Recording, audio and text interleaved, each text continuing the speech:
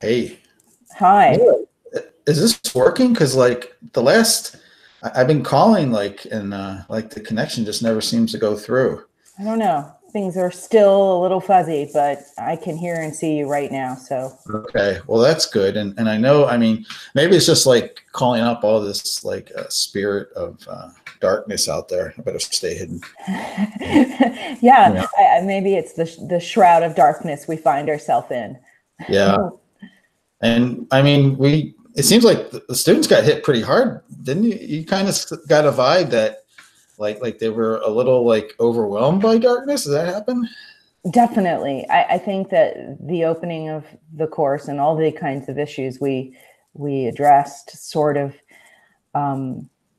it was dark. And I think that the effect was a little bit of an overwhelming, disempowered effect. Kind of, okay, there's this kind of machine learning reality out there. There's the attention economy that's grabbing at us at all times. And there's filter bubbles and there's echo chambers. And, are we really directing our attention ourselves? Or, it seems like there's a kind of mass scape of manipulation out there. And that definitely has been overwhelming.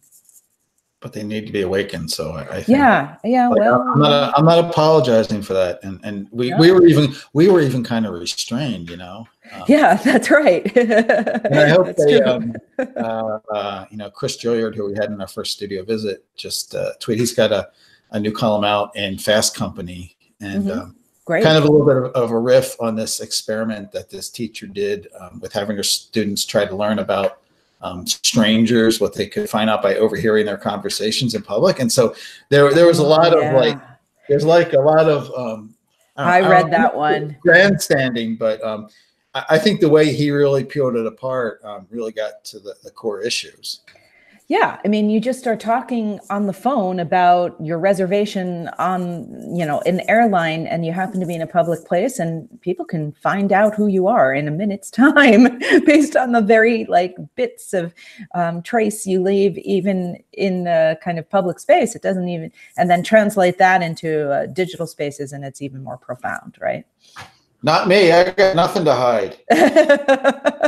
Well, that's the common response. It doesn't matter because I have nothing to hide, which isn't really a valid response. That's something I think we've sort of uncovered as we've moved on. No doubt that this moment of data surveillance is not just a matter of whether or not you have something to hide. It's about freedom. It's about being able to engage in democratic processes, etc. There's no doubt that times are dark, and the course started with a bit of overwhelming information.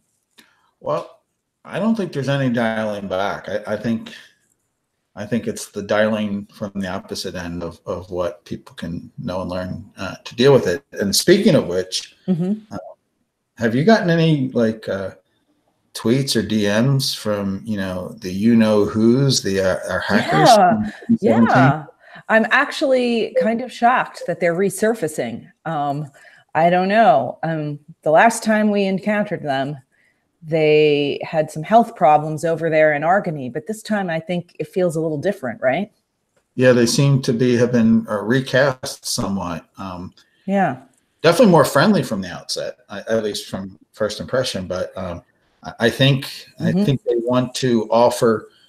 If I was to interpret it, even in my dark frame of mind, that it seems like they want to offer there, and maybe they have colleagues too, some expertise to our students. I would hope. Yeah, I mean, it seems like these alchemists, they're kind of gathering, and they're forming some sort of positive notion of community. It seems like they have some things that they want to let us know about. I wonder where they meet, and I wonder, what they're up to. But there's no doubt that I'm getting a positive vibe from them this time, and it seems like they might want us to know about what they're exploring and transform the magic that they're brewing up. I think they want to share it. Do you get that feeling? Yeah, but is that just my hope? But and also that like I mean, they're talking about more or less being in our world. It sounds like Yeah. they're gonna visit someplace instead of us going to them. It sounds like Yeah. they want Yeah. to. So I hope our students are, are going to be receptive to discovering sort of a society of digital alchemists that they can tap into. Yeah. Well, alchemists are kind of shapeshifters. So the way in which they discover who's there in that community and what kind of entities they are, that'll be interesting. But I'm sure that our students will be receptive, especially if there's optimism embedded in their message and their vision, right? We could all use it. We'll have to see what happens. So, maybe there'll be, some more information coming. I'm sure there is. They always seem to get to us. Yeah. Well, I mean, that's why, we kind of dropped the video conversations for a while there. It was like a kind of concerning. We were concerned about, being read and surveilled. So, what can we do? But it doesn't matter because they found us again, right? All right. Sounds good. Well, I'm going to put the tape back on my camera here. Yeah, me too.